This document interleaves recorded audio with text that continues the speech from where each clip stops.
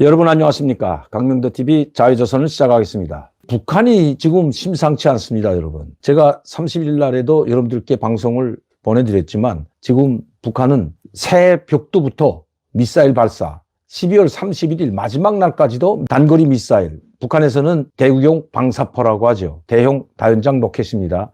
이 방사포를 3발이나 발사하고 1월 1일 새 벽두부터 또 한 발 발사했습니다. 그것도 평양시 아마 가까운 곳에서 발사를 했습니다. 왜 북한은 이렇게 12월 31일 마지막 날까지 미사일을 발사하고 새해 벽두부터 또 1월 1일 날 이렇게 단거리 미사일, 대구용 방사포는 이거 미사일이나 똑같기 때문에 미사일이라고 부르겠습니다. 이 미사일을 발사했을까요? 그건 김정은의 8기 당 6차대의 결정문에 모두 나와 있습니다. 김정은이 장창 3일 동안이나 보고서를 낭독했습니다.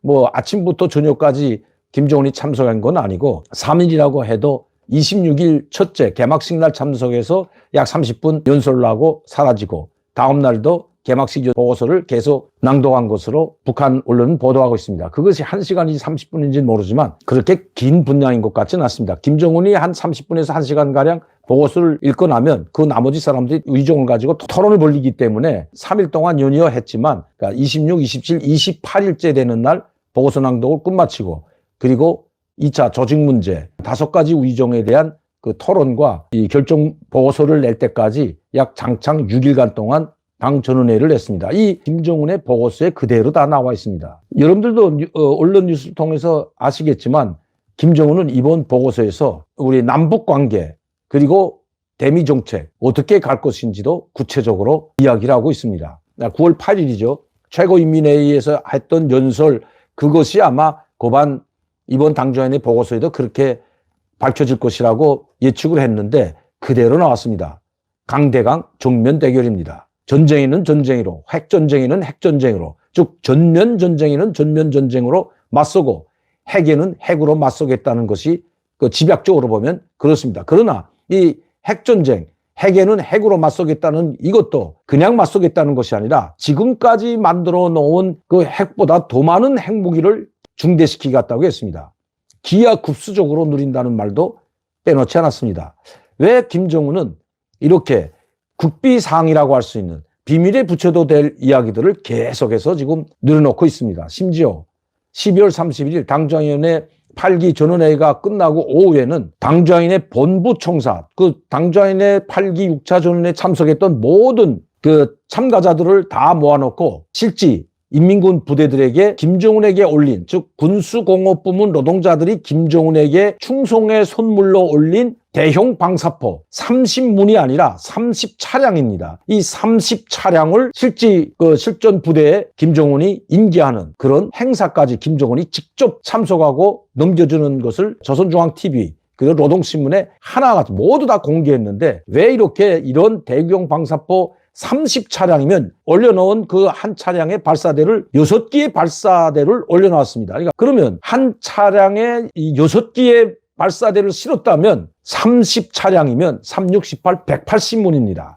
한 번에 180문을 발사할 수 있는, 물론 이게 옷박자로 나가서 쏘지만 한 번에 장량할 때 180문을 장량하고 180기의 이 다연장 로켓 대구경, 그러니까 이 단거리 미사일이나 같은 이런 대형 방사포탄을 180기를 장착해서 연이어 발사할 수 있는 시스템을 갖춘 이 방사포를 이번에 김정은이 직접 군부대에 실전 배치하는데 인계해 줬다는 겁니다. 사진을 한번 보겠습니다. 그 전에 김정은이 이번 보고서에서 가장 중요한 부분, 이게 대남 부문이라고 나와 있는데요. 잠시만. 이거 한번 짚고 넘어가야 될 것 같습니다. 노동신문에 보면 8기 6차 전의 확대에 관한 보도인데 이 보도문에 김정은이 연설한 게 나오죠. 4일을 위임받아 했는데 여기 보고 내용. 첫째가 어제 12월 30일 날 말씀드렸던 것처럼 22년도 주요 당 국가정책 집행정령 청합니다. 그리고 23년도 사업계획. 그 두 번째가 조직 문제. 그리고 세 번째가 22년도 국가예산 집행정령과 23년도 국가예산에 대한 거고 혁명학원들에 대한 당적 지도 강화할 때 대한 이 혁명학원을 지금 북한의 혁명 역량을 강화하는 전초기지로 꾸릴 때에 대한 김정은이 그래서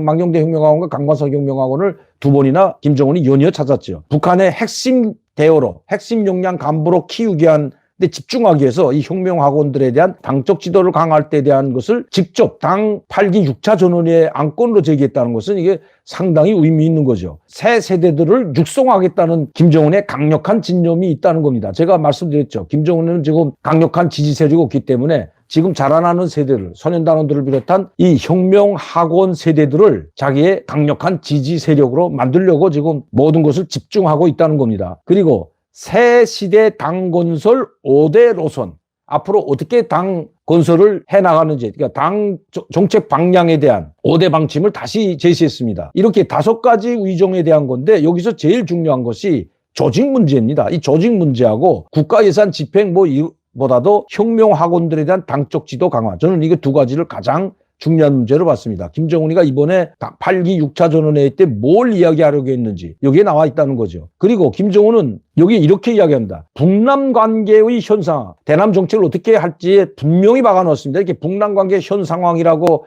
직접 김정은이 이야기한 적은 별로 없는데 처음 이렇게 밝혔습니다. 아예 대놓고 밝혔다는 거죠. 자, 이 내용을 보게 되면 북남 관계의 현 상황과 지역의 평화, 안전을 엄중히 위협하는 외부적 도전들에 대한 분석에 기초하여 자위적 국방력 강화에 박차를 가할 때에 대한 중대한 정책적 결단이 천명되었다. 그리고 이 최근 미국과 적대 세력들은 이 동맹을 말합니다. 우리 한미일, 미국, 일본, 이 쿼드, 호주나 인도, 태평양 여기까지도 이제 다 들어가겠죠. 이걸 적대 세력이라고 했는데 이 세력들에 맞서서 결사항전하겠다는 그런 내용입니다. 그러면서 이게 정확히 밝혔습니다. 어떻게 하겠다는 내용까지 다 했습니다. 보훈 핵무력 강화의 중요성을 강조하면서 여기 방어가 아니라 선제 공격을 하겠다는 내용을 천명 또 했습니다. 핵무력 강화의 중요성을 강조하면서 우리의 핵무력은 전쟁 억제와 평화 안정 수호를 제1의 임무로 간주하지만 그러나 억제 실패 시 이렇게 평화 안정과 전쟁 억제가 안 된다면 제2의 사명도 결행하게 될 것이라고 하였으며 제2의 사명은 분명 방어가 아닌 다른 것이라고 밝혔다. 방어가 아닌 다른 것은 무엇일까요? 선제 공격을 의미하는 겁니다. 그리고 공화국의 절대적 전원과 자주권, 생존권을 억측으로 수호하기 위한 우리 당과 공화국정부의 핵무력 강화 전략과 기도에 따라 신속한 핵 반격 능력을 기본 사명으로 하는 또 다른 대륙간 탄도미사일 체계를 개발할 때에 대한, 그러니까 지금의 화성포 17형 최신형